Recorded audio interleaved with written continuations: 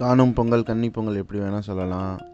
எங்கள் ஊரில் நாங்கள் பொங்கல் அப்போ என்ன பண்ணுவோம், காணும் பொங்கல் அப்போனா இது மாதிரி ஆற்றுல எங்கள் ஊர் சிறப்புமிக்க மணிமுத்தாறு இருக்குது, அங்கே போவோம். எல்லாம் கூட்டமாக கூடி அங்கே ஜாலியாக விளையாண்டுட்டு பேசிக்கிட்டு, ஃப்ரெண்ட்ஸ் வருவாங்க, ஃபேமிலி வருவாங்க, எல்லாத்தையும் பார்த்து பேசிக்கிட்டு, அப்புறம் சில வயசானவங்க சின்ன பசங்க எல்லாம் கும்மி அடிப்பாங்க, அப்புறம் கபடி விளையாடுவாங்க, அப்புறம் ராட்டினம் சுற்றுவாங்க.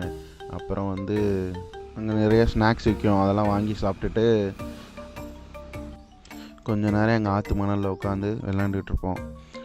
என் பசங்க இது வேணும்னு கேட்டாங்க, இந்த பொம்மை. அப்புறம் அவங்களுக்கு 2 பேர்த்துக்கு வாங்கி கொடுத்துட்டு அவங்க செம்ம ஜாலியே அன்னைக்கு. அப்புறம் அங்கே இருக்கிறது எல்லாத்தையும் நாங்கள் சுற்றி பார்த்தோம்.